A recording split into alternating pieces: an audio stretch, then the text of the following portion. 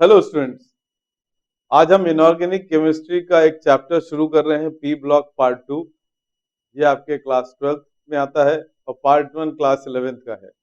दो अगर देखा जाए तो ये कंप्लीट पी ब्लॉक ही इम्पोर्टेंट है, क्योंकि बहुत इनऑर्गेनिक को क्वेश्चन कंपटीशन में स्पेशली नीट में पी ब्लॉक से आते हैं।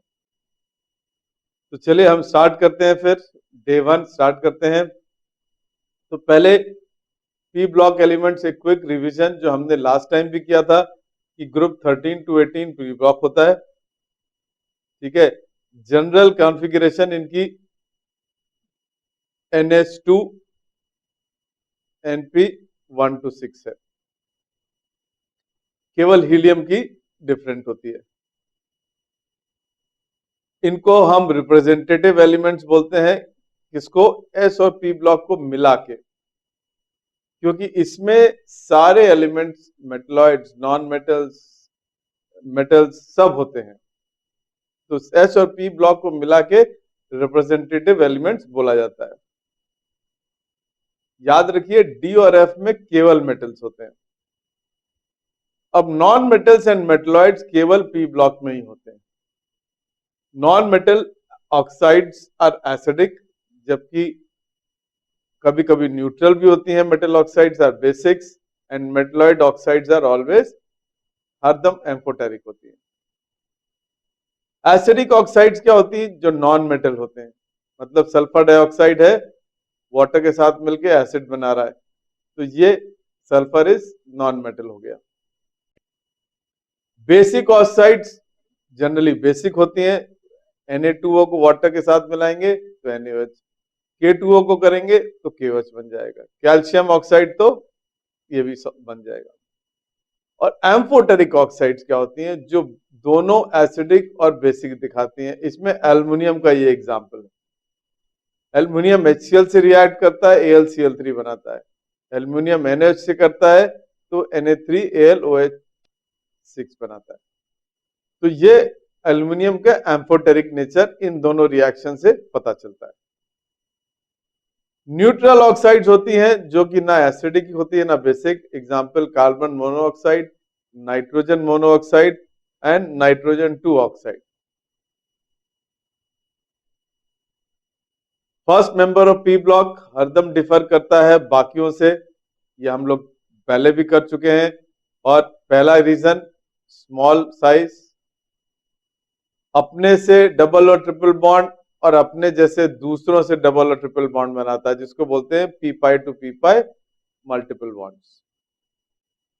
दूसरा, इसमें डी ऑर्बिटल नहीं होता है, ठीक है, इसलिए इनकी वैलेंसी हरदम 4 पे रह जाती है, जैसे BF4, और एल्युमिनियम की 6 तक चली जाती है। इनर्ट पेयर इफेक्ट, ये हमने लास्ट टाइम भी किया था, इसको दोबारा कर लेते हैं। इसमें हमने आपको क्या बताया था कि जो NH2 है, जैसे जैसे ऊपर से नीचे जाते हैं इसको निकालना मुश्किल हो जाता है। तो जो मल्टीपल वैलेंसीज हैं इसकी, वो कम दिखाई देती हैं, और उल्टा हो जाता है, ऊपर हायर वैलेंसी स्टेबल होती है, नीचे लोअर वैलेंसी स्टेबल होती है। और इसको क्योंकि ये इनर्ट पेयर की तरह इफेक्ट करता है तो इसको इनर्ट पेयर इफेक्ट बोला जाता है। अब हम ग्रुप 15 एलिमेंट से स्टार्ट करते हैं, जिसमें nitrogen, phosphorus, arsenic, antimony, bismuth ये हैं। इनकी जनरल कॉन्फ़िगरेशन NH2NP3 होती है। ये नाइट्रोजन आपको मालूम है एयर में 78% बाय वॉल्यूम होती है। अर्थ क्रस्ट में ये NaNO3 जिसको चिले सॉल्टपिट्रे कहते हैं, और पोटेशियम नाइट्रेट KNO3 जिसको इंडियन सॉल्टपिट्रे कहते हैं। अगेन ये नाम भी अभी भी याद कर लीजिए, और जब उसके बाद हम मेटलर्जी करेंगे तब भी ये नाम आएंगे। तो जितने ओर्स के नाम हैं आपको थोड़े बहुत याद होने चाहिए, क्योंकि इस पे भी डायरेक्ट क्वेश्चन आ जाते हैं। Physical properties, nitrogen diatomic gas है, जबकि बाकी के सब सॉलिड्स होते हैं। Nitrogen and phosphorus non metals हैं, AS एंड SB मेटलॉइड्स हैं, और Bi इज आपका मेटल। एनॉमलस बिहेवियर नाइट्रोजन, क्योंकि ये सेकेंड पीरियड में आता है। Small size, high electronegativity, high ionisation enthalpy and absence of D orbital. यही 4 रीजन होते हैं हरदम सेकेंड पीरियड की एबनॉर्मल बिहेवियर के लिए। तो पहला, nitrogen p pi to p pi multiple bond बना सकता है विद हेवियर मेंबर्स अपने ही ग्रुप में और अगल बगल वालों के साथ भी। नाइट्रोजन डायटोमिक मॉलिक्यूल है जिसमें ट्रिपल बॉन्ड होता है और बाकी के एलिमेंट सिंगल बॉन्ड बनाते हैं एलिमेंट स्टेट में। N to N single bond weak होता है और P to P single bond strong होता है क्योंकि इसमें इंटरमोलिकुलर रिपल्शन ज्यादा होता है स्मॉल साइज के मारे। इसीलिए पी टू पी जो है P3 जो बनता है, P का जो एलोट्रॉस बनते हैं अभी देखेंगे उसमें सब P4 P8 में सारे सिंगल बॉन्ड होते हैं। Nitrogen D pi to P pi bond नहीं बना सकता है क्योंकि उसमें d ऑर्बिटल्स नहीं होते। Atomic and ionic radius, covalent and ionic radii जो है डिक्रीज करते हैं ग्रुप में जब नीचे जाते हैं। तो पहला तो अप्रिशिएबल इंक्रीज है जब N2P जाते हैं, उसके बाद इंक्रीज थोड़ा थोड़ा माइल्ड होता है लेकिन एंड तक इंक्रीज होता रहता है। आयनाइजेशन एनर्जीज भी इंक्रीज करती है जब ऊपर से नीचे जाते हैं। आयनाइजेशन ग्रुप 15 की जो होती है वो ग्रुप 14 से हायर होती है due to small size of group 15 elements. Group 15 की ग्रुप 16 से भी हायर होती है, ये हमने पीरियोडिक प्रॉपर्टीज में किया था। और रीजन क्या था? क्योंकि इनके हाफ फिल्ड ऑर्बिटल्स होते हैं। अगर आप लोग को क्लैरिटी नहीं है तो पीरियोडिक प्रॉपर्टीज वाला चैप्टर जिसमें ionisation, potential, electron gain, affinity सब किया था, एक बार और देख लीजिए, पढ़ लीजिए। इलेक्ट्रोनेगेटिविटी सिंपली ऊपर से नीचे जाने में डिक्रीज होती रहती है। एलोट्रॉप्स, एक्सेप्ट नाइट्रोजन बाकी सब एलोट्रॉपी दिखाते हैं। कैटिनेशन, नाइट्रोजन कैटिनेशन थोड़ा दिखाता है क्योंकि उसमें ट्रिपल बॉन्ड बनता है। फास्फोरस सबसे ज्यादा कैटिनेशन दिखाता है, फिर उसके बाद कैटिनेशन नीचे जाने से कम होने लगता है। Oxidation state, common oxidation state +3, +5, -3 होती है। -3 की ऑक्सीडेशन स्टेट जैसे जैसे नीचे जाते हैं टेंडेंसी कम हो जाती है, ठीक है। उसके सिवा +5 ऊपर ज्यादा होती है, जैसे जैसे नीचे जाते हैं +3 ऑक्सीडेशन स्टेट की स्टेबिलिटी बढ़ती जाती है।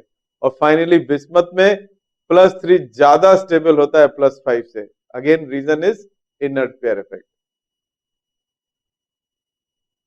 नाइट्रोजन -3 से +5 सारी ऑक्सीडेशन स्टेट दिखाता है। Nitrogen and phosphorus oxidation state +1 to 14 oxidation करते हैं एसिडिक मीडियम में, इस बोलते हैं इसको disproportionation reaction.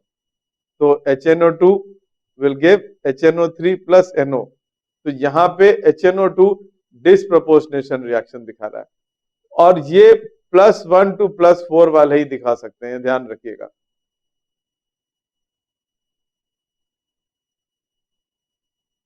Reaction towards halogen, जितने भी ग्रुप 15 के एलिमेंट्स हैं ये ट्राईहाइड्राइड्स बनाते हैं MH3, इनकी हाइब्रिडाइजेशन sp3 होती है और इनकी स्टेबिलिटी का ऑर्डर ये होता है। मतलब NH3 सबसे स्टेबल होते हैं और जैसे जैसे नीचे जाते हैं तो स्टेबिलिटी इसकी कम हो जाती है। स्टेबिलिटी कम होने से हाइड्रोजन जल्दी रिलीज करेगा तो बेटर हाइड्रोजनेटिंग एजेंट भी हो जाएगा। तो क्वेश्चन घुमा फिरा के आएंगे तो दोनों तरफ से इनका ध्यान रखिएगा। Next, boiling point. Boiling point सबसे कम pH3 का, फिर AS, फिर NH3 का। एक्चुअली NH3 यहां होना चाहिए, मतलब सबसे कम, लेकिन क्योंकि यह हाइड्रोजन बॉन्ड बनाता है तो इसका बॉइलिंग पॉइंट यहां शिफ्ट हो जाता है। बाकियों में जो साइज है ग्रेटर टू स्मॉलर, मतलब ग्रेटर का बॉइलिंग पॉइंट ज्यादा होगा, स्मॉलर का बॉइलिंग पॉइंट कम होगा। बॉन्ड एंगल NH3 में 107 होता है, PH3 में 99, AS में 91, SB में 91 और 90। ये रीजन इसलिए है कि इलेक्ट्रोनेगेटिविटी नाइट्रोजन की सबसे ज्यादा होती है, इसलिए वो लोन पेयर को अपनी तरफ पुल कर लेता है। उस पुल करने से रिपल्शन ज्यादा होता है और रिपल्शन ज्यादा करने से एंगल ज्यादा हो जाता है।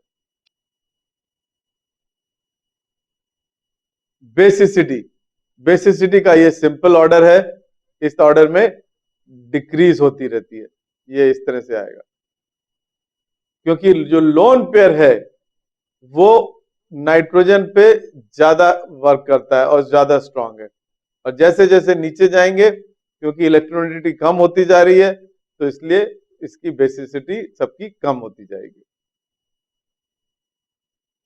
रिड्यूसिंग कैरेक्टर, ये आपको मैंने बताया था उल्टा हो जाता है, क्यों? क्योंकि ये बॉन्ड सबसे वीक होता है,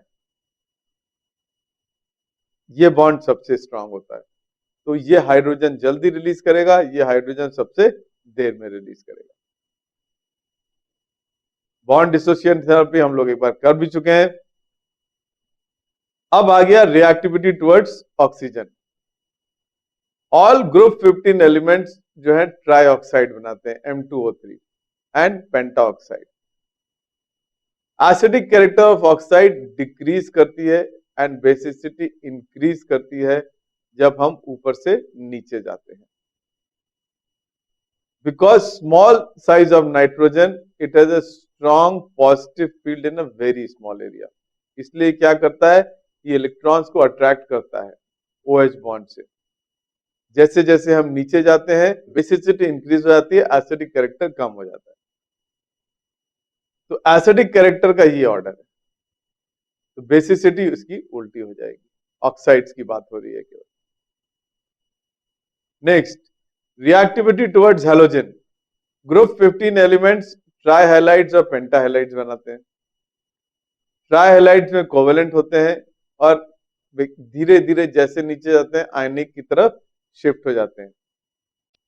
पेंटा हैलाइड्स sp3 दे होते हैं, ये ट्रायंगुलर बाइपिरामिडल शेप है। ये सब लुईस एसिड है because presence of vacant D orbitals. तो PCl5 Cl माइनस को एक्सेप्ट करके PCl6 माइनस बना रहा है, इसका मतलब PCl5 क्या हो गया, ये लुईस एसिड हो गया। PCl5 आयनिक फॉर्म में भी एग्जिस्ट करता है, अगर हम लेंगे तो ये इस तरह से ब्रेक हो जाएगा, PCl4 plus PCl6 minus. Next, PCl5 में 3 इक्वेटोरियल बॉन्ड्स हैं और 2 एक्सियल बॉन्ड्स हैं। एक्सियल बॉन्ड्स लॉन्ग होते हैं इक्वेटोरियल बॉन्ड से क्योंकि उसमें ग्रेटर रिपल्शन होता है। नाइट्रोजन पेंटा हैलाइड्स नहीं बनाता है बिकॉज इसमें डी ऑर्बिटल नहीं होता है।